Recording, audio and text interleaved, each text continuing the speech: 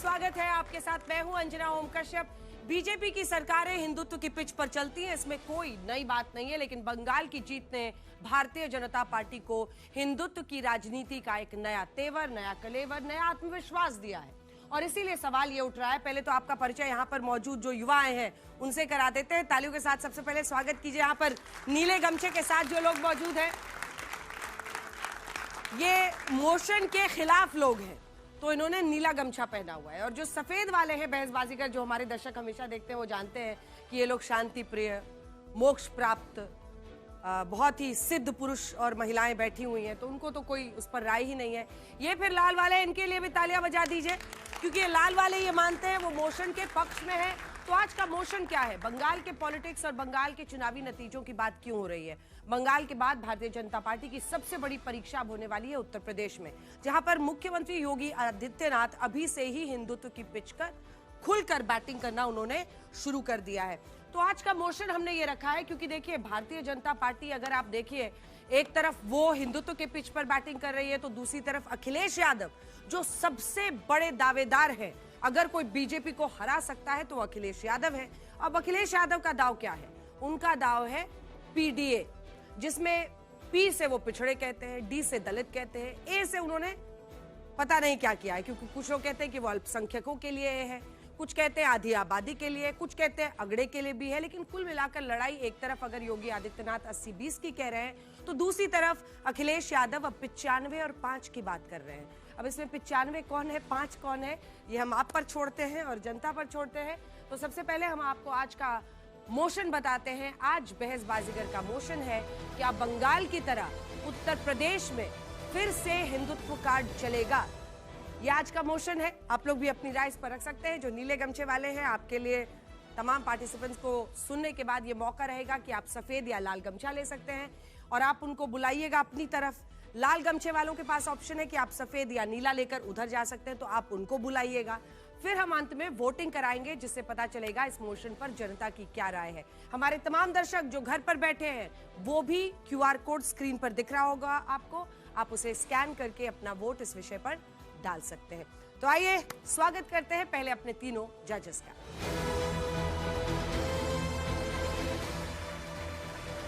तालियों के साथ स्वागत कीजिए विनोद अग्निहोत्री, वरिष्ठ पत्रकार हमारे साथ जुड़ रहे हैं। तालियों के साथ स्वागत कीजिए कुर्बान अली साहब का, वरिष्ठ पत्रकार कुर्बान अली साहब हमारे साथ जुड़ रहे हैं। बहुत स्वागत है आपका। मुझे लगता है कि कुर्बान जी पहली बार आ रहे हैं। और 3 ताल के ताऊ, तालियों के साथ स्वागत कीजिए। क्या बात है। हमारे ताऊ का जो पंच लाइन रहता है ना, उसके लिए पूरा देश इंतजार करता है, एकदम गजब। आज इन्होंने लकीरधारी शर्ट पहनी हुई है। देखते हैं इतनी सारी लकीरें खींच रहे हैं लोग, भगवाधारी कौन साबित होता है। सर, मैं आपके कपड़े के रंग पर कोई टिप्पणी नहीं करूंगी, क्योंकि वो थोड़ा कंफ्यूजन पैदा कर रहा है कि वो कौन सा रंग है। चलिए तालियों के साथ अपने पहले 2 वक्ताओं का बहुत बहुत स्वागत करते हैं। तालियों के साथ स्वागत कीजिए आलोक शर्मा, राष्ट्रीय प्रवक्ता कांग्रेस पार्टी के, अपनी पार्टी को फायरी अंदाज में डिफेंड करते हैं। प्रेम शुक्ला जी, माथे पर टीका और दिल में बीजेपी लिए घूमते हैं, पेशे से एक वक्त पर पत्रकार थे। बहुत बहुत स्वागत है आपका। और अब अगले 2 पार्टिसिपेंट्स को बुलाते हैं।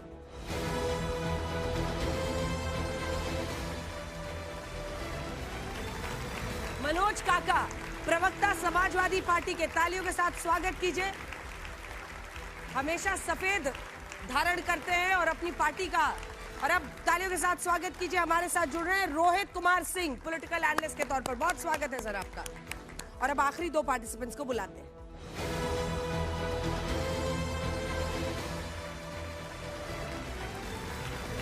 तालियों के साथ बहुत बहुत स्वागत है। शादाब चौहान आगे चल रहे हैं, नेता हैं असदुद्दीन ओवैसी की पार्टी के। और मोहम्मद फैज खान साहब आ गए हैं, जो कि कन्वीनर है एमआरएम के। बहुत बहुत स्वागत है आपका। पूरा नारा वारा लगवाते हुए आ रहे हैं, पहले से माहौल बना रहे हैं अपना फैज खान साहब। बहुत बहुत स्वागत है आपका। तो हमारे तमाम दर्शक जानते हैं कि इसमें तरीका क्या है। ये रोज की किचकिच और लड़ाई झगड़ा नहीं है। इसमें 1.5 मिनट का समय सभी पार्टिसिपेंट्स को मिलेगा और बाद में फिर 1 मिनट का रिबैटल टाइम होगा। एक एक सवाल हम तीनों हिस्सों से लेंगे, लाल, सफेद और नीला। उसका भी वो जवाब देंगे। जजेस भी बीच में जब चाहें वो इंटरजेक्ट कर सकते हैं, कोई भी सवाल पूछ सकते हैं। तो आइए सबसे पहले तालियों के साथ स्वागत करते हैं प्रेम शुक्ला और आलोक शर्मा का।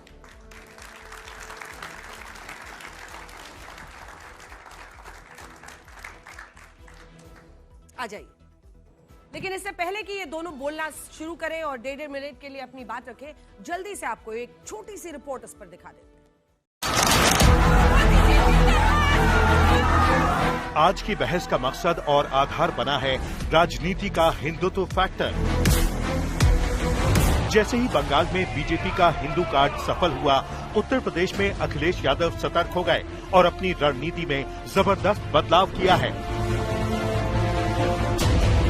भगवा खेमे को लगता है कि हिंदुत्व और सांस्कृतिक राष्ट्रवाद का जो नैरेटिव उन्होंने कहा, उसे जनता ने स्वीकार कर लिया है। अब इसी फॉर्मूले को यूपी में और धार दी जा रही है, जहां मुख्यमंत्री योगी आदित्यनाथ खुद हिंदुत्व के सबसे बड़े और सबसे असरदार चेहरों में से एक हैं। दूसरी तरफ अखिलेश यादव सिर्फ पीडीए के भरोसे नहीं हैं, बल्कि वो खुलकर रामचरितमानस और सनातन परंपरा की बात कर रहे हैं और हनुमान जी को याद कर रहे हैं। एक तरफ बीजेपी का आजमाया हुआ नए कलेबर वाला हिंदुत्व है, तो दूसरी तरफ अखिलेश यादव का पीडीए प्लस सॉफ्ट हिंदुत्व। इसीलिए आज हम पूछेंगे कि क्या बंगाल की तरह यूपी में फिर हिंदुत्व कार्ड चलेगा। आइए चर्चा की शुरुआत करते हैं। डिबेट का समय शुरू होता है और प्रेम शुक्ला जी, इस मोशन पर बोलने का कि क्या बंगाल की तरह उत्तर प्रदेश में फिर हिंदुत्व कार्ड चलेगा, आपका समय शुरू होता है अब। हिंदुत्व भारतीय जनता पार्टी का वैचारिक प्राण है। ऐसे में बंगाल के बाद चलेगा या यहाँ चलेगा, ये कहने की बजाय हम जहाँ भी चुनाव लड़ेंगे, हमारे लिए चुनावों से ज़्यादा महत्वपूर्ण है कि हमारा वैचारिक प्रतिष्ठान जो है, वैचारिक अधिष्ठान जो है, वो हिंदुत्व के प्रति स्पष्ट तौर पर है। और हिंदुत्व के नाम पर 1990 के दशक में महाराष्ट्र में हमारे जो लोग चुनाव जीत कर आए थे विधानसभा, कांग्रेस के लोगों ने उसमें जो है निर्वाचन याचिकाएं लगाकर हिंदुत्व के आधार पर चुनावों को रद्द किया था। और उसी पर जस्टिस JS वर्मा का जो आदेश है सुप्रीम कोर्ट का, मनोहर जोशी बनाम पाटिल के मामले में, उसमें बाकायदा ये कहा गया कि हिंदुत्व भारत की जीवन शैली है और हिंदुत्व को जो है सिर्फ एक पंथ या संप्रदाय मानना गलत है। तो भारत की जीवन शैली को त्याग कर तो हम कुछ करने वाले नहीं। इसलिए उत्तर प्रदेश में भी हिंदुत्व तो चलना ही चलना है। अगर कोई कहेगा कि गाय काटना हमारा अधिकार है, तो गायों की रक्षा करने के लिए, हिंदुत्व की रक्षा करने के लिए हम निश्चित तौर पर परचम लहराने में जरा सा भी संकोच नहीं करेंगे। ये हम तय है। कोई भी हम इसमें किसी के मन में संदेह नहीं होना चाहिए। जब बंगाल में मुस्लिम तुष्टीकरण की अति हो गई, तो उसका परिणाम बंगाल की जनता ने दे दिया है। समय समाप्त हुआ। जबरदस्त ओपनिंग बैट्समैन है अपना पिच पर, ज्यादा कंफ्यूजन है नहीं यहाँ पर। इस हिस्से में देखते हैं क्या है। आलोक शर्मा जी, आपके लिए इस मोशन के खिलाफ बोलने का 1.5 मिनट का समय शुरू होता है अब। हम गाय से ही शुरू कर लेते हैं। गोवा में बूचड़ खाने खुलवाएंगे सरकारी। असम के मुख्यमंत्री इनके कहेंगे कि साहब घर में छुप के खा लेना, बाहर मत खाना। ये दोहरा चरित्र इनका है। हिंदुत्व या हिंदू और मुस्लिम करना इनकी प्राण वायु है। चुनाव कैसे जीता जाए, कैसे लड़ा जाए, ये केवल देश को हिंदू और मुसलमान में बांटना चाहते हैं। इनका ना हिंदुत्व से कोई लेना देना है, ना हिंदुओं से कोई लेना देना है, ना राष्ट्रवाद से कोई लेना देना है। नीट का एग्जाम कैंसिल हुआ, इनके मुंह से एक शब्द नहीं निकला। 97% बच्चे हिंदू थे। जिस तरह से बंगाल में इन्होंने किया, उसमें हिंदुत्व का तो प्लास्टर चढ़ाते हैं, अंदर जो ईंटें लगती हैं वो इलेक्शन कमीशन लगाता है। हिंदुत्व के नाम पर हाथरस की बच्ची क्या न्याय पा पाई? कल ही फैसला आया है कि हिंदुत्व के नाम पर बड़े बड़े भाषण तो दिए गए, लेकिन उस बच्ची के बलात्कारी कल सब छूट कर चले गए। नीट के एग्जाम में 5 बच्चों ने सुसाइड किया नीट के एग्जाम के बाद। 5 के 5 हिंदू हैं और इन नकली हिंदुत्ववादी वालों के मुंह से एक शब्द नहीं निकला है। मुझे केवल ये लगता है कि कुंभ हो चाहे पटना की घटना हो, याद होगा कि किस तरह से नोएडा में एक बच्चा मर गया था, उसको पानी में डूबकर मरा, वो भी हिंदू था। इनकी तरफ से एक एक्शन नहीं हुआ। हिंदुत्व इनके लिए चुनाव की प्राणवायु है, इसके अलावा कुछ नहीं। जबरदस्त, दोनों तरफ से ओपनिंग बैट्समैन ने जबरदस्त पारी खेली है। चलिए आइए तालियों के साथ स्वागत कीजिए अगले दो पार्टिसिपेंट्स का, रोहित कुमार सिंह और मनोज काका।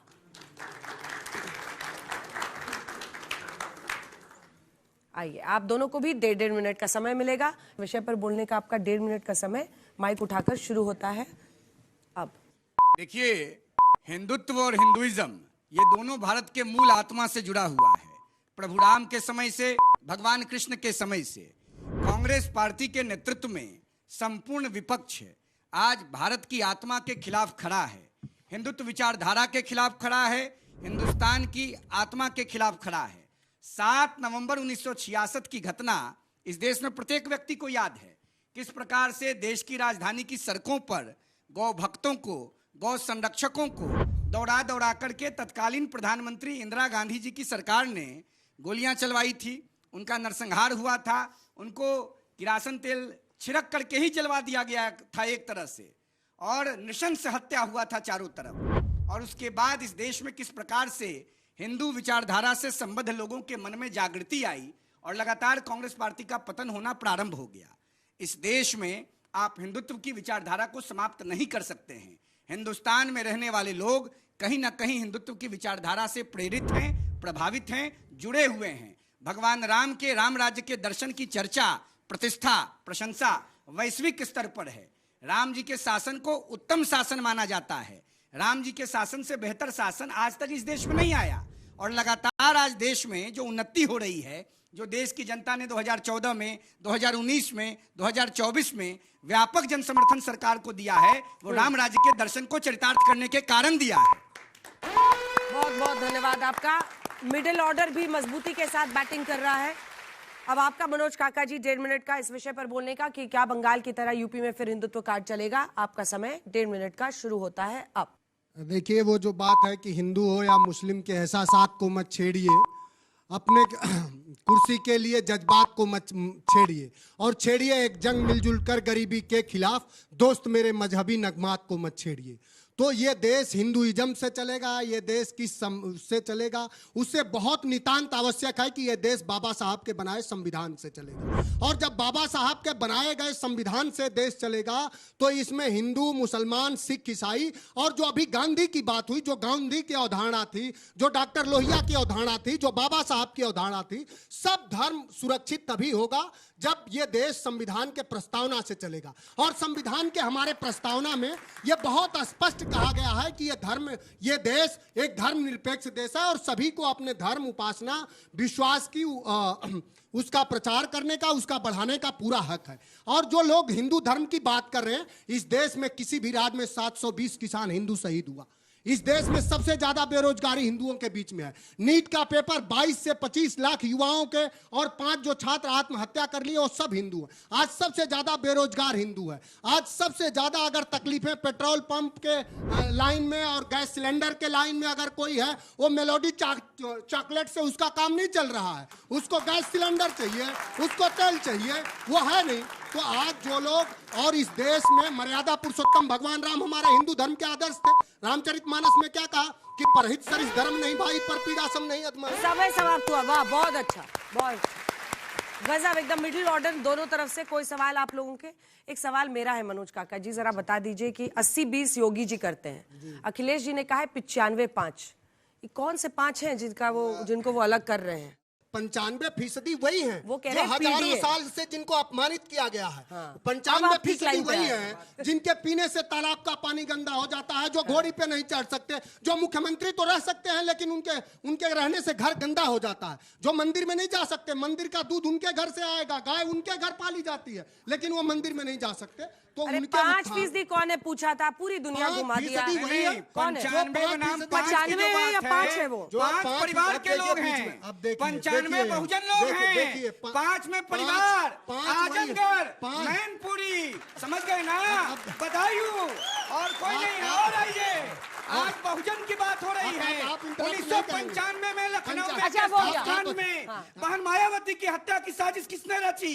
अरे कौन बहन- लोग थे? बहन मायावती समाजवादी को आज- पार्टी के आज लोग बर्बाद थे। किसने किया? आज अभी तो बाबा साहब बताओ। अम्बेडकर की याद घर आ रही किसने है। दिलवाया? अम्बेडकर जी को भारत रत्न किस सरकार ने दिया, जिसको भारतीय जनता पार्टी 1989 में समर्थन कर रही थी? अम्बेडकर जी अब को सबसे बताइए। ज्यादा अपमानित किया किसने किया? कौन दिया? अम्बेडकर जी को आर्थिक और अरे निकाला। बीजेपी के समर्थन की सरकार ने बच्चों का दी अध्ययन करके आया करो। दी कि नहीं दी? अम्बेडकर जी की 1989 में। आर्थिक किसने आप निकाला? पूरा वैसे नीतीश बाबू के 1949 में। स्टाइल में बोलते हैं, लेकिन अब मुझे माइक लेना पड़ेगा छिलने कीजिएगा बिहार की है क्योंकि अब देखिए आप घर का थड़िया घरे का ना आदमी छीनेगा, दूसरा कौन छीनेगा? ठीक है, ये माइक पे बोल दीजिए। घर का थरिया अच्छा लगा सुनने में, हम पकड़े हैं। हमने कहा अंजना जी को हाँ। कि घर के थड़िया घरे के नो आदमी छीनी। हाँ छीन चीनी, नहीं आके। हाँ ठीक है, तो रुको अब 95 5 कौन है? ये मैंने बहुत बार 5 में कहा। परिवार, 95 में उत्तर प्रदेश। जवाब रेडीमेड है जनता के जुबान पर। अरे उनका बजाओ माइक ताली। ले लें प्लीज। अंजना जी आपने माइक ले लिया था, ले लीजिए। अगर लेना ही पड़ेगा सर। ये आपका मंच बहुत गंभीर है, तो इसकी मर्यादा रखी जाए। भाई जनता ताली बजाना चाहेगी तो मर्यादा ही खराब हो गया, बताइए तो। अब जनता के सम्मान को भी लोग मर्यादित समझ यहाँ रहे हैं। कॉमेडी शो में आप नहीं आए हो। ताली लोग नाचने वालों पर भी बजाते हैं, जोकरों पर भी तो लोग ताली बजाते हैं। जोकरों पर भी लोग ताली बजाते हैं। जोकरों पर भी ताली बजाई जाती है। जया बच्चन को नाचने वाला कह रहे हैं, अपने पार्टी की सांसद को महिला सांसद किसने अमिता, कहा है? इन्होंने हमको इन्होंने? नाचने वाला मतलब जो सर्कस कर रहा है वो नाचने वाला है। तो जया बच्चन जी सांसद, राज्यसभा चलिए, हो गया, अब हो गया, अब हो गया, बताइए चलिए। तो। किसी महिला पर 95 कौन है, 5 कौन है? देखिए, वो तो मत बोलिए। जयाप्रदा के लिए क्या क्या बोला गया है सबको पता। मत जाइए उधर, मत जाइए, हम कह रहे हैं आपके लिए मुश्किल होगी। 95 कौन है, 5 कौन है? देखिए फिर मैं कह रहा हूँ कि 95 वही है जो सदियों से, जो हजारों सालों से जिसके 95 साथ है। भेद ठीक है। 95 5 वही है कौन है? जिसके साथ समझ भेदभाव गए, हुआ। समझ गए। 5 कौन है? 5 वही है जिसे संविधान पसंद नहीं है, जिसे समता पसंद नहीं है, जिसे मनुवाद पसंद है, जो चाहता है कि जो बहुजन वर्ग है वो उसके वो करे, उसकी दास्ता करे, वो संविधान को न माने। वही लोग राजनारायण कौन थे? 5% जनेश्वर वही मिश्रा लोग कौन हैं थे? जो जनेश्वर मिश्रा 95% कौन को थे? राजनारायण मानव के कौन थे? दृष्टिकोण से नहीं बल्कि चंद्रशेखर पशु कौन के थे? दृष्टिकोण से कपिल देखते देव हैं। सिंह कौन थे? रामजीवन सिंह कौन थे? जिन लोगों ने अपनी पीढ़ियों को कुर्बान कर दिया वो देश जो में लोग भी थे, समाजवादी वो आंदोलन जो को लोग स्थापित भी करने थे, के लिए बहादुर लोग थे, उनकी जाति को तुम्हारी चुन करके तरह आज टारगेट यहाँ करते शाम हैं। को यहाँ अगर सुबह यहाँ राजनारायण नहीं दोपहर यहाँ होते, करने तो वाले लोग समाजवाद नहीं थे। होता। वो चंद्रशेखर जो नहीं लोग भी होते, थे, तो समाजवाद नहीं होता। चंद्रेश्वर नहीं करें होते हम? तो समाजवाद नहीं होता। अब दोनों का जात को माइक ले टारगेट लेंगे। करके समाजवाद अच्छा, को हो आप गया। नहीं जीवित कर सकते हैं। चलिए विनोद जी, नहीं, मनोज काका, अब एक साथ तीनों। आप जिस पार्टी से आते हैं, राम मनोहर लोहिया उसके संस्थापक थे और इस देश में रामायण मेला की शुरुआत राम मनोहर लोहिया ने की। तो आपको क्या आपत्ति है भाई, जब राम की बात अगर बीजेपी करती है, रामायण मेला लोहिया ने शुरू किया था, तो आपको क्या आपत्ति है? आप क्यों नहीं मतलब राम का नाम लेते हैं? क्या समस्या है आपको? कुर्बान अली साहब, संविधान की जो शपथ लेता है वो उसमें ना तो 80-20 होता है और ना 95-5 होता है। तो जिसने 100% की बात की है, शपथ ली है, उसको 100% के लिए ही काम करना चाहिए। और उसमें लेकिन दिक्कत तब होती है कि चुनाव लड़ने के वक्त तक तो आप 80-20 भी करते हैं, हिंदू मुसलमान भी करते हैं, और शपथ लेते ही आपके स्वर बदल जाते हैं कि हम सबके लिए हैं, सबका साथ और सबका विकास। तो ये मतभेद, ये भेद क्यों होता है? ये नहीं होना इसका जवाब चाहिए। आप संविधान इस बात की इजाजत नहीं देता। पहले ये बोलेंगे, आपको बाद में देंगे हम। देखिए जो सारा जो सवाल रहा, हमें मर्यादा पुरुषोत्तम राम से जो माननीयों का जो सवाल रहा कि आपको राम से कोई राम हमारे आदर्श हैं, लेकिन मर्यादा पुरुषोत्तम भगवान राम का आदर्श वही है कि परहित सरिस धर्म नहीं भाई, पर पीड़ा सम नहीं अदमाई। जो मर्यादा पुरुषोत्तम भगवान राम का नाम लेकर के और मर्यादा पुरुषोत्तम भगवान के राम के चंदे से ही लूट कर ले, वो मर्यादा पुरुषोत्तम भगवान राम का आदर्श नहीं है। 2 बजे रात में बेटी को जला देना मर्यादा पुरुषोत्तम भगवान राम का आदर्श नहीं। और डॉक्टर लोहिया हमारे आदर्श थे। हमें रामायण से, किसी ग्रंथों से कोई समस्या नहीं। हमारे राष्ट्रीय अध्यक्ष, हमारे पार्टी के संस्थापक श्रद्धेय नेताजी ने हमेशा धर्म को माना है, और सभी धर्मों को, जो हमारे संविधान की मान्यता है कि सभी धर्मों को इस देश में पलने फूलने और उसको अपने हिसाब से उसका पालन करने का अधिकार है, वही मान्यता समाजवादी। चलिए ताली बजाइए भाई इनके लिए। इनका टाइमर लगाइए, रुकिए, आपका टाइमर बहुत जरूरी है भाई। 45 सेकंड का टाइमर दोनों के लिए था, आपके लिए भी शुरू हो रहा है। सब बैरियर टूट जाएगा। ऐसा है, देश में माननीय प्रधानमंत्री आदरणीय नरेंद्र मोदी जी के नेतृत्व में जो सरकार चल रही है और इस सरकार की जो योजनाएं हैं, क्या जाति और धर्म पूछ के, रंग और लिंग पूछ के उसकी सुविधाएं जनता को दी जा रही है? क्या national highway, airport, AIIMS, university जो भी बन रहा है, क्या जाति और धर्म पूछ के सर्टिफिकेट सरकार निर्गत कर रही है? क्या कि वीजा पासपोर्ट लेके आइएगा, जाति और धर्म का 95 और 5 के वर्गीकृत भाग में रहिएगा तभी आपको सुविधा लेने दिया जाएगा? 5 किलो अनाज अगर हिंदू पा रहा है तो मुसलमान भाई भी पा रहा है, सिख बहन पा रही है तो ईसाई माँ भी पा रही है कि नहीं पा रही है? यहाँ बेटा महतारी में कोई अंतर मोदी जी कर रहे हैं क्या? बिल्कुल अंतर नहीं हो रहा है। विपक्ष में बैठे लोगों की समय समाप्त हुआ। बहुत अच्छा, बहुत अच्छा। समय मानने के लिए भी आपका बहुत बहुत, आप दोनों का बहुत बहुत धन्यवाद। आप दोनों अपनी जगह पर जा प्रस्थान कीजिए। आप लोग सांस लीजिए लंबी, और किसी का मन करे तो आप गमछा बदल सकते हैं। ये क्या हो रहा है भाई? इधर तो मामला एक तरफा हुए जा रहा है। अभी तो फैज खान उतरे भी नहीं है मैदान में, हैं? फैज खान साहब अभी आएंगे तब मामला और पलटेगा। मतलब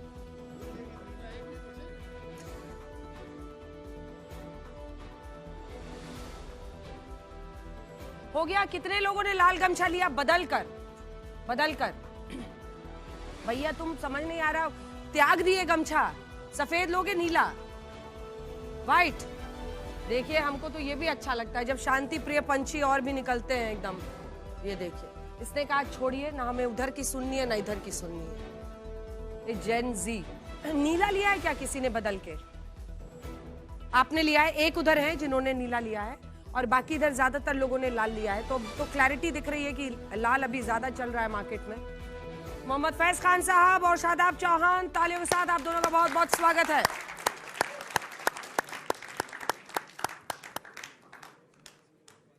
आपका 1.5 मिनट का समय शुरू होता है। मोहम्मद फैज खान साहब अब। बिस्मिल्लाहिर्रहमानिर्रहीम। भारत माता की हिंदुत्व चलेगा क्योंकि बलिया के लाल मंगल पांडे ने गौरक्षा के लिए अंग्रेज अधिकारी के सीने पर गोली मार दी थी। वीरों की धरती, जवानों का देश, बाली बलिया उत्तर प्रदेश। और हिंदुत्व यहाँ पर चलेगा इसलिए क्योंकि हम सब साथ साथ हैं, हमारे हाथों में हाथ है। और हिंदुत्व चलेगा क्योंकि यहाँ पर संत योगी आदित्यनाथ हैं, इसलिए हिंदुत्व यहाँ पर चलेगा। और आदरणीय अंजना जी, मैं आपको बताना चाहता हूं, मां मातृत्व के बिना नहीं हो सकती, पिता पितृत्व के बिना नहीं हो सकता, और हिंदू हिंदुत्व के बिना नहीं हो सकता। हिंदुत्व कार्ड नहीं है, हिंदुत्व हिंदुस्तान का प्राण है। और वो बंगाल में भी चला, और जब वो चला तो गौ हत्या का कलंक मिटा। जब वो चला तो रोहिंग्या बोरिया बिस्तर बांधकर भागे, और जब वो चला तो शिवलिंग का अपमान करने वाले जारो कतार रो रहे हैं। जब बंगाल में चैतन्य महाप्रभु और स्वामी विवेकानंद की भूमि पर हिंदुत्व चल सकता है तो उत्तर प्रदेश अवध की भूमि, भय प्रकट कृपाला दीन दयाला कौशल्या हितकारी, हर्षित महतारी मुनि मनहारी अद्भुत रूप विचारी, वहां हिंदुत्व कैसे नहीं चलेगा जहां मथुरा और वृंदावन है। वसुदेव सुतम देवम कंस चाणूर मर्दनम देवकी परमानंदम कृष्णम वंदे जगत गुरु, वहां हिंदुत्व कैसे नहीं चलेगा जहां गंगा घाट पे बैठकर वजू करते हैं और उसके बाद बालाजी मंदिर में शहनाई बजाते हैं उस्ताद बिस्मिल्लाह खान, और गाजीपुर के लाल हवलदार अब्दुल हमीद हिंदुस्तान के लिए देते हैं अपनी जान। तो वहां हिंदुत्व कैसे नहीं चलेगा? और हिंदुत्व चल रहा है, इसलिए समाजवादी पार्टी वाले भी हनुमान चालीसा गा रहे हैं। चलिए तालियों के साथ बहुत बहुत क्लोजिंग टच इधर से मिल चुका है। अब आप पर शादाब चौहान जी, ओवैसी जी की पार्टी के हैं आप। वाह, यूपी में फिर जरूर काटने या वोट जीतने? किसका काटने? वोट काटने नहीं, किसका वोट काटने? वो तो है ही हमारा उन्होंने ले रखा है। क्या बंगाल की तरह उत्तर प्रदेश में फिर हिंदुत्व कार्ड चलेगा? आपका 1.5 मिनट का समय शुरू होता है अब। नहीं, मुझे विश्वास है कि उत्तर प्रदेश में संविधान का कार्ड चलेगा। बिल्कुल सबके अपने अपने धर्म हो सकते हैं, लेकिन सावरकर जी ने 1922 में हिंदुत्व की बात की थी, तो वो एक धर्म जाति की बात हो सकती है। और भारत की पहचान को अगर कोई एक धर्म की पहचान समझता है, एक धर्म की आस्था, भारत की आस्था समझता है, मैं समझता हूं कि वो भारत की मूल भावना को समझता ही नहीं है। भावनाएं भड़का करके क्या हासिल किया जा सकता है? दूसरी बात यह है कि जो लोग बात करते हैं राम राज्य की और कहते हैं कि हिंदुत्व का कार्ड है, क्या जहां नीट का पेपर लीक हो जाए ये हिंदुत्व का कार्ड है? जहां पर बच्चों को रोजगार नहीं है, जहां महिलाओं के साथ अपराध हो रहा है, लगातार भ्रष्टाचार चरम सीमा पर है, स्वास्थ्य सेवाएं नहीं है, उसको आप कहते हैं कि हिंदुत्व का कार्ड है। जहां कार्ड खेलने की जरूरत पड़ती हो, समझ लीजिए कि सरकारें 12-14 साल से कुछ नहीं कर रही है, सिर्फ लड़ाने का कार्य कर रही हैं। यह बात स्पष्ट है कि इस बार न्याय का कार्ड चलेगा और उस न्याय के कार्ड में हर उस व्यक्ति को सामने आना पड़ेगा कि चाहे आपका जाति धर्म संप्रदाय कुछ भी है, लेकिन ऐसे लोगों को सबक सिखाना पड़ेगा जो आपकी बात नहीं करते हैं। रही बात धर्म की, संविधान का अनुच्छेद 25 ये सुनिश्चित करता है कि अगर आप हिंदू हैं तो अपने धर्म पे चले, मुसलमान है तो अपने पे चले। क्या नमाज रोक देने से हमारे नौजवानों को रोजगार मिल जाएगा, महिलाएं सुरक्षित हो जाएंगी, नीट के पेपर लीक होना बंद हो जाएगा? कितने मुसलमान थे जो प्रभावित हुए होंगे उसमें? 97% बच्चों ने हिंदू हैं जिन्होंने नीट का एग्जाम दिया है। इस देश के अंदर बेरोजगारी की समस्या है। अच्छा ये बताइए कि नमाज के रोकने से क्या डॉलर नीचे आ जाएगा? तो कर दीजिए, बिल्कुल कर दीजिए। क्या हिंदुत्व का कार्ड खेलने से हमारे पेट्रोलियम की समस्या दूर हो जाएगी? क्या नोटबंदी के बाद जो कहा गया था आतंकवाद खत्म हुआ क्या? ये सब कुछ इश्यूज को डाइवर्ट करने के लिए करते हैं और मुझे लगता है कि बंगाल में जो नंगा नाच हुआ उत्तर प्रदेश में नहीं हुआ। जबरदस्त, दोनों तरफ से अपनी अपनी बात कही गई। कोई प्रश्न ताऊ? मैं जनता से भी एक एक सवाल लूंगी। जब आप ये कहते हैं कि नीट की परीक्षा में प्रभावित होने वाले छात्रों में 97% हिंदू थे, तो आप भी हिंदुत्व का कार्ड खेल देते हैं और यही डिमांड है उनकी जो कार्ड खेलते हैं। नहीं सर, हम उन लोगों को जवाब देते हैं जो कहते हैं कि हम आपके हितैषी हैं। उनको प्रॉब्लम ये दिखाते हैं कि मुसलमान प्रॉब्लम है। असली हम उनको ये बताना चाहते हैं कि भाई आप, मेरी नफरत के नाम पर आपके इश्यूज को डाइवर्ट किया जा रहा है। मेरे नाम की नफरत की दीवार लगा करके आपके बच्चों को रोजगार छीना जा रहा है, आप पर अपराध किया जा रहा है, आपकी बेटियों की इज्जत लूटी जा रही है, आपको डॉलर के नाम पर तमाम चीजों में महंगाई, आप देखिएगा आर्थिक सुनामी सामने खड़ी है और इनको हिंदुत्व कार्ड की पड़ी है। ठीक है, आप दोनों का कोई प्रश्न? और फैजान बस एक बात, अच्छा पूछ, बोलिए बोलिए। नहीं, उनके प्रश्न नहीं है। मैं केवल यही कहना चाहता हूं, इस देश का संविधान धर्मनिरपेक्ष इसीलिए है क्योंकि बेस में हिंदुत्व है। इस देश के जिस हिस्से के बेस से हिंदुत्व हटा वो पाकिस्तान बन गया, वो बांग्लादेश बन गया, यही कहूं, पाकिस्तान का नाम लिया बगैर इनको सांस नहीं आती। अगर ये लोग पाकिस्तान का नाम ना ले तो इनको सांस नहीं आती। इतनी मोहब्बत पाकिस्तान से, इसीलिए जिन्ना की मजार पे गए थे अडवाणी जी। हम कहते हैं पाकिस्तान के विचार को पाकिस्तान भारत का अंग था और आप लोगों की विचारधारा ने पाकिस्तान बना दिया, आप लोगों की विचारधारा ने बांग्लादेश बना दिया। याद रखिए, वो लोग भी आज इस बात को समझ रहे हैं। इसे पाकिस्तान के लाहौर का इस्लाम पूरा बन गया है। बारी बारी बन गया है। योगी कब लेने वाले हैं? मिस्टर चौहान, उन्हें भी अपनी आपके बीच में वो नहीं बोले। क्योंकि उन्हें भी अपनी असलियत पता है कि भाई वास्तविकता यही है कि हिंदुत्व का बेस जब तक रहेगा तब तक धर्मनिरपेक्षता कायम रहेगी। अंजना जी, एक चैनल पर मुझसे पूछा गया कि मोदी जी गीता ही क्यों बांटते हैं, कुरान शरीफ और बाइबिल क्यों नहीं बांटते विदेशी प्रतिनिधियों को? तो मैंने उसके उत्तर में यह कहा कि कुरान शरीफ बांटने के लिए 57 मुस्लिम देश हैं, बाइबिल बांटने के लिए 125 ईसाई देश है, लेकिन गीता बांटने के लिए पूरी दुनिया में एक देश है तो सरजमीन हिंदुस्तान, जो इस देश का आधार है हिंदुत्व। मेरा सवाल है कि आज जब हम 21वीं सदी में जी रहे हैं तो हम क्यों हिंदू और मुस्लिम की बात कर रहे हैं, हम क्यों हिंदुत्व की बात कर रहे हैं? मैं ये भी नहीं कहूँगा कि मुस्लिम की बात नहीं कर पा रहे हैं, कि हिंदुत्व की बात कर रहे हैं। हमें बात करनी चाहिए विकास की, युवा को चाहिए विकास की बातें। जिसकी नीट का पेपर लीक हो जाता है उसकी बात कोई नहीं कर पा रहा है। आप जैसे कि ओपोजिशन बात करता है कि 95 और 95 और जो 5% है 80-20 करता है, तो 80-20 को छोड़ के हम विकास की बात क्यों नहीं कर रहे हैं? आप मुझे ये बताइए। एक सवाल इधर से। हाँ। मेरा सवाल सर से, सर आप हिंदुत्व को डिफाइन करें कि आप क्या समझते हैं हिंदुत्व के बारे में? मुझे लग रहा है क्लैरिटी नहीं है उसमें थोड़ी सी। शादाब चौहान से पूछ रहे हैं, उनसे पूछिए। ऑल इंडिया मुस्लिम रुकिए अभी एक सवाल इधर से भी। नीला नीचे। अगर हम 2024 का चुनाव देखें तो बीजेपी ने वो भी हिंदुत्व के मुद्दे पे लड़ा था, क्योंकि उस समय राम मंदिर बना था, तब तो आप एकदम पीक पे थे हिंदुत्व में। मगर कहीं ना कहीं ये देखा गया कि पीडीए का फॉर्मूला हो या जातीय समीकरण हो, उन्होंने हिंदुत्व के मुद्दे को काटा। तो अब 10 साल बाद जब आपकी एंटी इनकम्बेंसी होगी, बेरोजगारी, महंगाई जैसे मुद्दे चरम पे होंगे, तो आपको लगता है कि जातीय समीकरण के मुद्दे और साथ में इन मुद्दों को आप हिंदुत्व के नाम पर टैकल कर पाएंगे? ठीक है, छोटा सा आप दोनों जवाब दीजिए, उसके बाद से अपना रिपार्टल राउंड शुरू। मेरे भाई सावरकर साहब ने इस विचार को सामने रखा था और ये पॉलिटिकली आइडियोलॉजी है। अगर आप ये समझ रहे हैं कि ये श्री राम और तमाम जो धार्मिक आस्था है उससे लेना देना है, तो बताइए क्या श्री राम का राज ऐसा हो सकता है जहां पर वहां के नागरिकों के साथ भेदभाव हो? वहां की बेटियां सुरक्षित ना हो? क्या रामराज ऐसा हो सकता है? आप मुझे बताइए कि जहां पर महंगाई चरम सीमा पर हो और सरकारें काम ना करती हो, सिर्फ त्याग किसको करना है? आप पेट्रोल छोड़ दीजिए, आप चलना छोड़ दीजिए, लेकिन प्रधानमंत्री जी हवा में उड़ेंगे, अपने लिए कुछ भी नहीं करेंगे। हम कह रहे हैं रामराज वो हो सकता है कि जहां तमाम लोगों के साथ भेदभाव ना हो, और यही भारत का संविधान कहता है इसने कि हिंदुत्व तमाम की बराबर हैं। परिभाषा सुनी पूछी थी। हिंदुत्व की परिभाषा है कि सिर्फ और सिर्फ जो हमारी मानेगा, हम सुप्रीम होंगे। और आपको जो मुसलमान, ईसाई, जैसा कि बंच ऑफ थॉट, एक किताब है बंच ऑफ थॉट, उसमें लिख रहा है कि मुस्लिम्स और क्रिश्चियंस कभी भी देश के लिए अच्छा नहीं सोच सकते। यह हिंदुत्व है जिसके हम विरोधी हैं। त्वा या नेस उसका जो जवाब या था, इज्म, सवाल। एक मिनट मैं क्लियर कर दूं, बहुत इंपॉर्टेंट बात है। मैं फिलोसफी का स्टूडेंट हूं, बहुत देर से विवाद हो रहा है यहाँ पे क्योंकि जज महोदय ने भी कह दिया।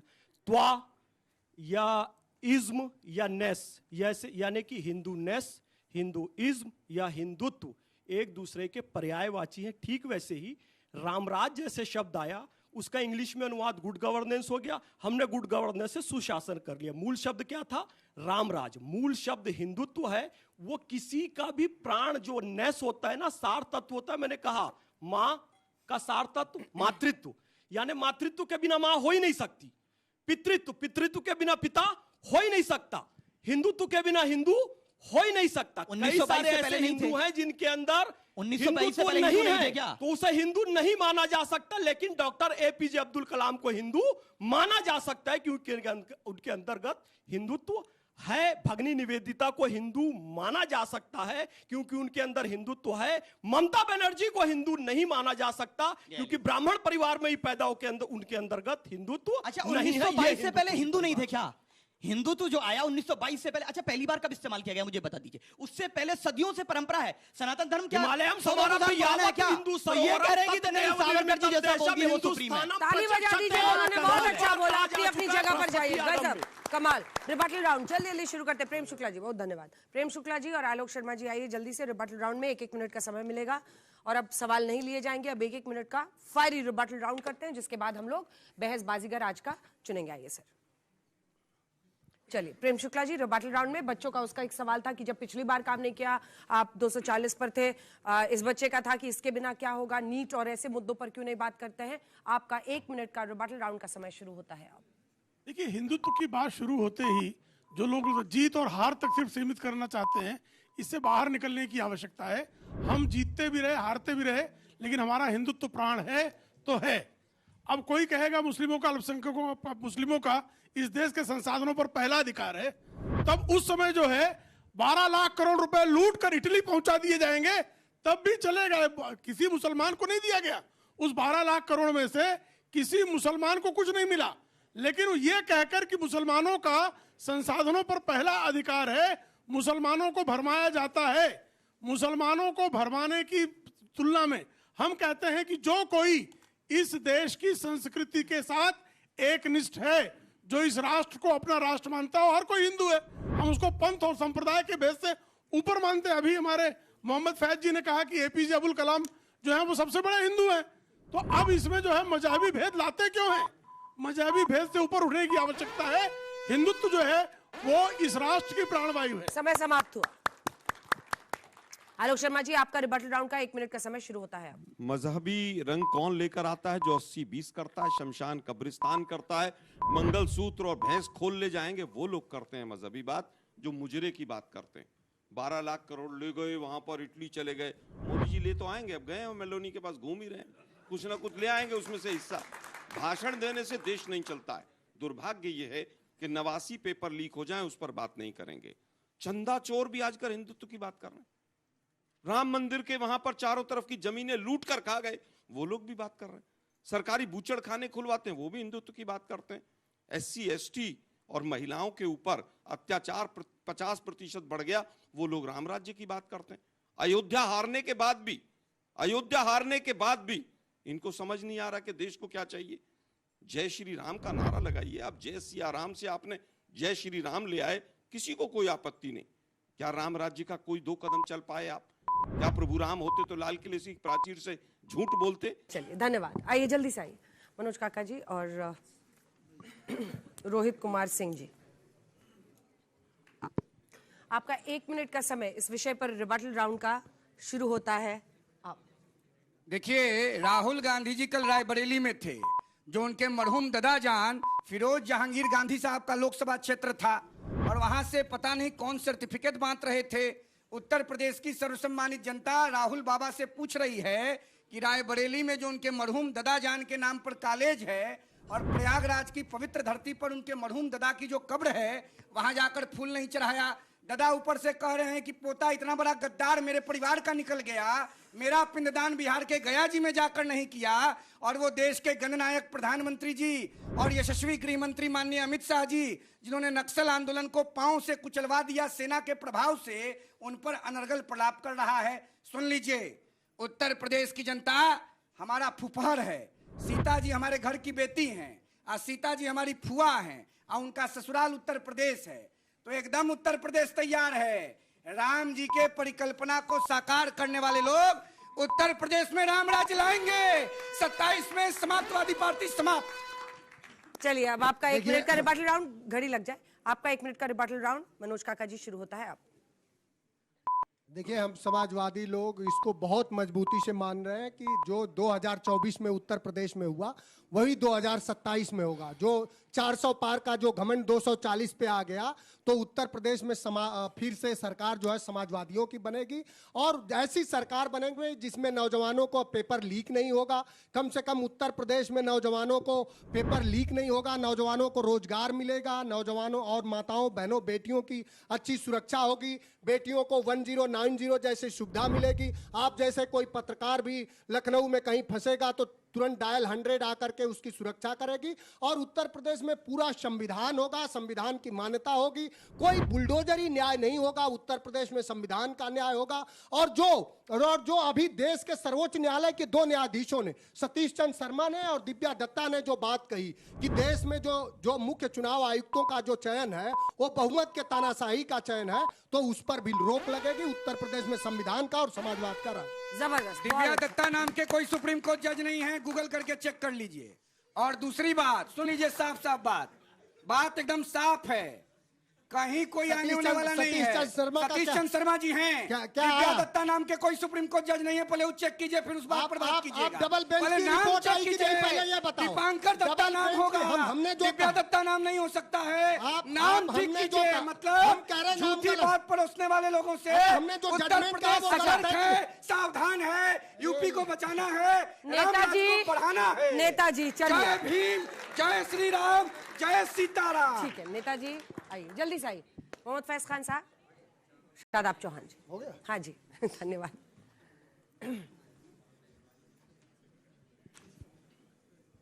आपका 1 मिनट का रिबटल राउंड का समय शुरू होता है मोहम्मद फैज खान साहब। हाँ आपका अब। बिस्मिल्लाहिर्रहमानिर्रहीम। भारत माता की, श्रीमन नारायण नारायण नारायण, भजमन नारायण नारायण नारायण, श्रीमन नारायण नारायण नारायण। इसमें श्री लक्ष्मी जी हैं। श्री कौन है? लक्ष्मी जी हैं, और नारायण विष्णु जी हैं। वही श्री सीता माता बनकर आती हैं, तो राम जी के पहले श्री लगता है, तो वो श्री राम सीता राम ही होता है। पहले हिंदुत्व का ज्ञान हासिल करो जब हिंदुत्व की डिबेट में बैठते हो। तो चाहे आप श्री राम कहो या सीता राम कहो, एक ही बात है। और हिंदुत्व की लहर चल रही है, इसलिए बंगाल में कोई भी मुस्लिम आज कुर्बानी के लिए गाय खरीदने के लिए तैयार नहीं है। हिंदुत्व की लहर चल रही है, इसलिए बड़े बड़े मुस्लिम नेता कह रहे हैं गौ माता को राष्ट्र माता घोषित करो। इसलिए अपनी आइडियोलॉजी से कभी समझौता नहीं करना। हिंदुत्व की लहर चल रही है, तो मुझे काफिर मुनाफिक कहने वाले समाजवादी पार्टी के नेता फराज किदवई भी टीवी चैनल पर बैठकर हनुमान चालीसा का पाठ कर रहे हैं। समय समाप्त हुआ, समय समाप्त। इसलिए यहाँ लोग गमछा बदल रहे हैं। हमने अभिषेक किया था जननी का अरिशोणित से, हमने श्रृंगार किया था माता का अरिमुंडों से, हमने ही उसे दिया था सांस्कृतिक उच्च सिंहासन। माँ जिस पर बैठी सुख से करती थी जग का शासन, जब काल चक्र की गति से वह टूट गया सिंहासन। अपना तन मन धन देकर हम करें पुनः संस्थापन, हम करें राष्ट्र आराधन, हम करें राष्ट्र आराधन। शादाब चौहान जी, आपका 1 मिनट का समय शुरू हो रहा है रिबटल राउंड का। ये बड़ी विडंबना है कि लोग तालियों के लिए और किसी आयोजन को जीतने के लिए एक संवाद कार्यक्रम को धार्मिक आयोजन बदलने का प्रयास करते हैं। इसका मतलब यह है कि उनके विचार उस लायक नहीं है कि वो आप तथ्यों के आधारित बात कर सकें, वो इस देश की मूल भावना की बात कर सकें, वो संविधान की बात कर सकें, वो इस विषय की बात। उन्होंने कहा कि गाय के लिए कोई मना कर रहा है कुर्बानी की। अच्छा, ये एक बार भी इन्होंने नहीं बोला कि हम भी समर्थन करते हैं कि गाय को राष्ट्र पशु घोषित किया जाए या ये डिसाइड किया जाए कि कोई भी यहां पर स्लॉटर हाउस नहीं होगा जब तो इलेक्ट्रल बॉन्ड के जरिए पैसा ले लेते हैं। किसने कहा? उत्तर प्रदेश में कब हुई गाय की कुर्बानी? मुझे बता दीजिए आप। बीजेपी की सरकार हो या नहीं हो, तब कभी भी नहीं होती। ये ऐसे विषयों पे बात करेंगे। इन्होंने एक बार भी इनके मुख से नहीं लिख रहा कि यहां पर उत्तर प्रदेश में आज महिला उत्पीड़न हो रहा है, आज बेरोजगारी की समस्या है, शैक्षिक भर्ती की समस्या है।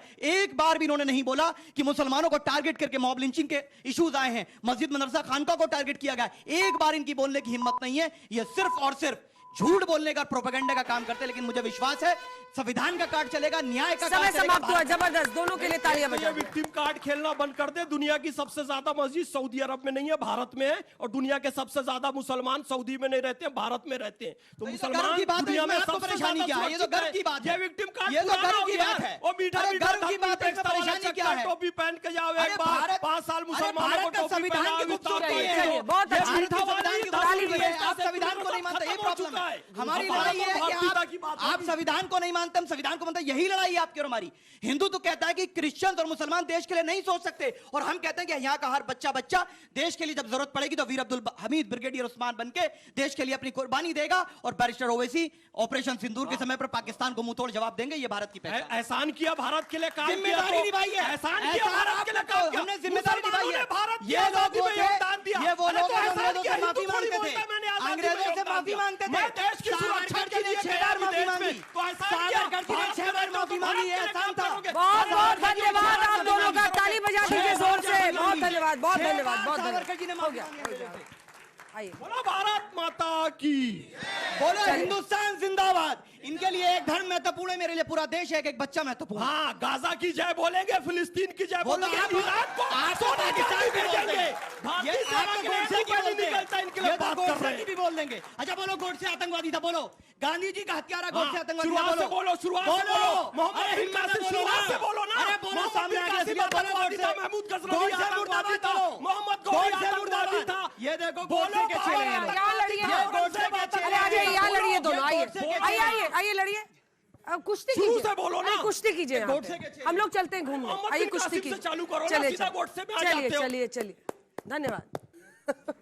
अब बारी है वोट डालने की। हमारे तमाम दर्शक जो घर पर मौजूद हैं वो भी मोशन के पक्ष या उसके खिलाफ में या फिर कह नहीं सकते वाले पर वोट डाल सकते हैं। और यहाँ स्टूडियो में जितने यहाँ पर व्यूअर्स बैठे हैं, आपके लिए क्या बंगाल की तरह यूपी में फिर हिंदुत्व कार्ड चलेगा? अगर आप मानते हैं हाँ, तो आप टीम प्रेम शुक्ला के लिए वोट करेंगे। वहीं अगर आप मानते हैं नहीं, तो आप टीम आलोक शर्मा के लिए वोट करेंगे। और कह नहीं सकते वालों को तो आजादी है, उनका जिधर मन करे आसमान में वो सफेद पंछी बनकर उड़ सकते हैं। 60 सेकंड का आपका समय होगा। इस बीच जजेस बात कर रहे हैं। कुछ ही देर में ये फैसला लिया जाएगा कि आज का बहस बाजीगर यानी बेस्ट वक्ता इन 6 लोगों में से कौन है। चलिए, क्या बंगाल की तरह उत्तर प्रदेश में फिर हिंदुत्व कार्ड चलेगा? इस पर वोट करने का आपका 60 सेकंड का समय शुरू होता है। अब सोचकर वोट डालिएगा। अगर आप मानते हैं कि हाँ हिंदुत्व का कार्ड चलेगा, अभी शुरू हुआ है, 55 सेकंड तक ताली बजाना है तो ठीक है, हो जाइए। अभी तो 50 सेकंड बचे हैं। 13% लेकिन कह नहीं सकते पर भी इस बार वोट है, और ये दारोमदार होगा कि जो दोनों पार्टियां हैं वो कौन उनको अपनी तरफ कर पाता है। 11% अब हो गया है कह नहीं सकते वाले। मुझे इन पर शक तो हमेशा रहता है क्योंकि पहनते हैं सफेद गमछा और डाल देते हैं वोट कहीं और। 64% हाँ वाले हैं। आखिरी के अब 25 सेकंड बचे हैं। 24% है नहीं वाले, 64% पर पहुंचे हैं हाँ वाले, और आखिरी के अब 15 सेकंड बचे हैं जिसमें आपको ये तय करना है कि क्या बंगाल की तरह यूपी में फिर हिंदुत्व कार्ड चलेगा। आखिरी के 10 सेकंड, आखिरी के 10 सेकंड। तुम लोग क्या कर रहे हो ऐसे फोन उठा के? अच्छा, उस पे दिखा रहे हो, ठीक है ठीक है। और इसी के साथ समय समाप्त हुआ। 62% कह रहे हैं हाँ बंगाल की तरह यूपी में फिर हिंदुत्व कार्ड चलेगा। टीम प्रेम शुक्ला जीत गई है। आप लोग खड़े हो जाइए। और आलोक शर्मा जी की टीम रनर्स अप रही है। कह नहीं सकते वाले 13% लोग अभी भी हैं। तो चलिए, ये एक मिजाज मीटर भी होता है जिससे पता चलता है कि तमाम बातें अपनी जगह पर हैं।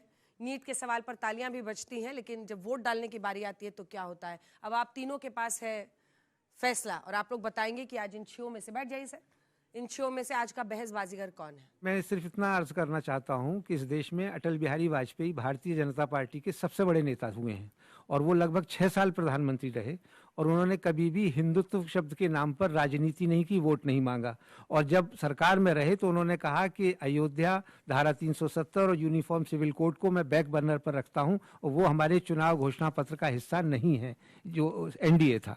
तो उत्तर प्रदेश में, लेकिन बीजेपी में हमेशा रहा सर, बीजेपी में रहा हो, लेकिन मैं कह रहा हूं कि और उनके गृह मंत्री लालकृष्ण आडवाणी क्या करते थे। मैं सिर्फ वाजपेयी की बात कर रहा हूं कि वाजपेयी जी ने कभी भी, उन्होंने राजधर्म की भी बात की जब गुजरात हुआ, और इसलिए ये देश जैसे हजारों साल से चलता आया है, मिली जुली सभ्यता और संस्कृति का देश है, ये वैसे ही चलेगा। और उसके लिए एकमात्र जो जरिया है वो डॉक्टर अंबेडकर का बनाया हुआ भारतीय संविधान है। उसको जो भी वायलेट करेगा वो इस मुल्क की स्पिरिट के खिलाफ जाएगा। मेरा सिर्फ इतना। चलिए विनोद जी। देखिए, भारतीय संविधान को तो सभी मानते हैं, अब सवाल ये है कैसे माना जाए। हर नेता, हर पार्टी ये कहती है कि हम संविधान का पालन कर रहे हैं, लेकिन संविधान का उल्लंघन भी पार्टियां करती हैं और हम सबको लगता है संविधान का उल्लंघन हो रहा है। अब ये तो तय करना है कि हम संविधान की कसौटी पर किसको कितना खरा मानते हैं। आज के बहसबाजीगर को चुनने में हम लोगों को बड़ी कठिनाई आ रही है। कठिनाई इसलिए आ रही है कि एक तरफ संविधान की बात करने वाले आलोक शर्मा हैं और दूसरी तरफ जो हमारे इस बहसबाजी करके पैनल में एक नई खोज है रोहित कुमार सिंह, जो जिन्होंने अपनी बात को बहुत फोर्सफुली रखा। तो इसी पर बात हो रही थी कि भाई किसको इसमें जो है रखा जाए। इसमें तो माना यह जा रहा है कि हम सहमत हों या असहमत हों, वो हमारे लिए महत्वपूर्ण नहीं है। अपनी बात को फोर्सफुली, अपने तर्कों को रखने में रोहित कुमार सिंह जो है काफी हद तक सफल रहे। अब थोड़ा कम ताऊ भी बोले, ताऊ ठीक थे, देखन में चोट लगे घाव करे गंभीर। उसमें आलोक शर्मा का भी हम लोगों ने एक नोटिस किया उस चीज को। बाकी फिर ताऊ जो है फाइनल जो है। शादाब जी बहुत अच्छा बोले, मनोज काका बहुत अच्छा बोले, बहुत अच्छा। फैज साहब तो हमेशा अच्छा बोलते हैं, बहुत फोर्सफुल। पर ये मैं बहुत दुख के साथ कह रहा हूं कि आज जो है एक रैली का माहौल बना दिया गया बीच बीच में। फैज साहब ने तो भजन क्लबिंग भी कर दी थोड़ी देर के लिए। तो आज जो है कोई जीता नहीं है, क्योंकि सब्जेक्ट के आसपास रहे पर अस्तर थोड़ा सा पॉपुलिस्ट टाइप का हो गया। तो आज मैं ये कहूंगा कि आज सभी हार गए हैं, पर हार के जीतने वाले कोई बाजीगर कहते हैं। तो आज आपकी डिस्कवरी अंजना जी, रोहित कुमार सिंह, रोहित कुमार सिंह बाजीगर होते हैं। वाह वाह रोहित जी, वाह वाह वाह।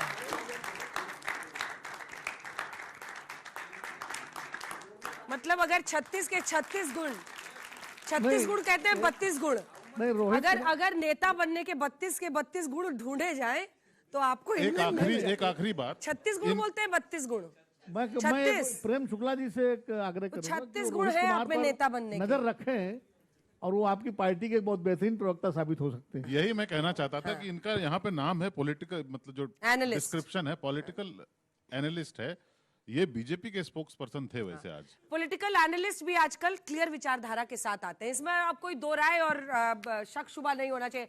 तालियों के साथ लेकिन 6 वक्ताओं का बहुत बहुत अभिनंदन हमारे साथ जुड़ने के लिए और अपनी बात मजबूत तरीके से, और आप लोगों का धन्यवाद। अगले शनिवार फिर होगी मुलाकात, देखते रहिए आज।